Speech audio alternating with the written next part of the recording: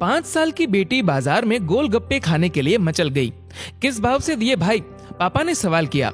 गोलगप्पे वाले ने जवाब दिया, 10 रुपए के 8 दिए साहब। पापा को मालूम नहीं था गोलगप्पे इतने महंगे हो गए हैं। जब वे खाया करते थे तब तो 5 रुपए के 10 मिला करते थे। पापा ने जेब में हाथ डाला, 15 रुपए बचे थे। बाकी रुपए घर की जरूरत का सामान लेने में खर्च हो गए थे। उनका गांव शहर से दूर है। 10 रुपए तो बस के किराए में लग जाने हैं। नहीं भाई, 5 रुपए में 10 दो तो ठीक है, वरना नहीं लेने।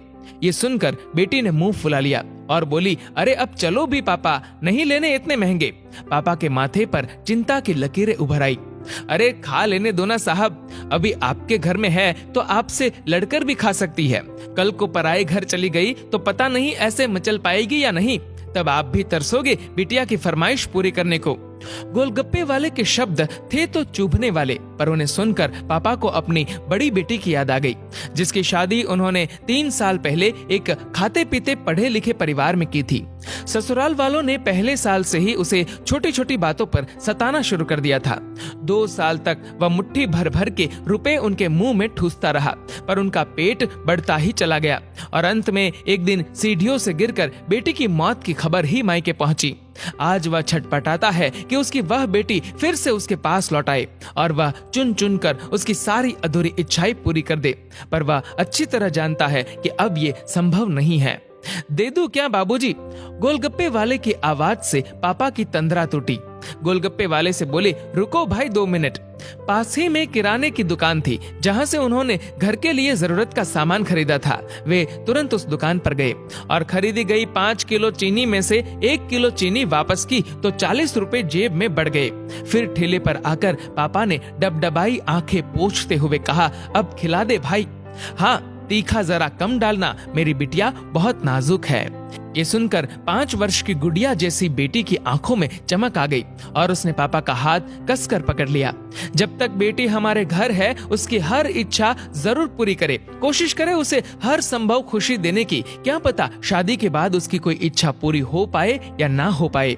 ये बेटियां भी कितनी अजीब होती है। जब ससुराल में होती है तब मायके जाने को तरसती है, सोचती है कि घर जाकर माँ को ये बताऊंगी, पापा से ये मांगूंगी, बहन से ये कहूंगी, भाई को सबक सिखाऊंगी और मौज मस्ती करूंगी। लेकिन जब सच में मायके जाती है तो एकदम शांत हो जाती है, किसी से कुछ भी नहीं बोलती, बस माँ बाप भाई बहन से गले मिलती है, बहुत खुश होती है, भूल जाती है कुछ पल के लिए पति और ससुराल, क्योंकि एक अनोखा प्यार होता है मायके में, एक अजीब कशिश होती है मायके में। ससुराल में कितना भी प्यार मिले, माँ बाप की एक मुस्कान को तरसती है ये बेटियां। ससुराल में कितना भी रोए पर मायके में एक भी आंसू नहीं बहाती ये बेटियां, क्योंकि बेटियों का एक भी आंसू माँ बाप भाई बहन को हिला देता है, रुला देता है।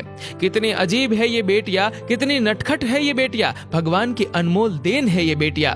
हो सके तो बेटियों को बहुत प्यार दे, उन्हें कभी भी न रुलाए, क्योंकि ये अनमोल बेटी 2 परिवार जोड़ती है, 2 रिश्तों को साथ लाती है अपने प्यार और मुस्कान से। ईश्वर से प्रार्थना यही है कि सभी बेटियां खुश रहे हमेशा, भले ही वो मायके में हो या ससुराल में। खुशकिस्मत है वो लोग जो बेटी के बाप है, उन्हें भरपूर प्यार दे, दुलार करे और यही व्यवहार अपनी पत्नी के साथ भी करे, क्योंकि वो भी किसी की बेटी है जो अपने माँ बाप का घर छोड़कर आपके साथ पूरी जिंदगी बिताने आई है। उसके पिता की सारी उम्मीदें सिर्फ और सिर्फ आपसे है। दोस्तों, इस वीडियो को लेकर आपकी क्या राय है नीचे कमेंट करके जरूर बताएगा और अगर आपको ये वीडियो अच्छा लगा हो तो इस वीडियो को लाइक करेगा, शेयर करेगा ज्यादा से ज्यादा लोगों तक और ऐसे ही और भी इंस्पिरेशनल वीडियोस के लिए सब्सक्राइब करें हमारे यूट्यूब चैनल को और फेसबुक पर फॉलो करें हमारे पेज को। धन्यवाद।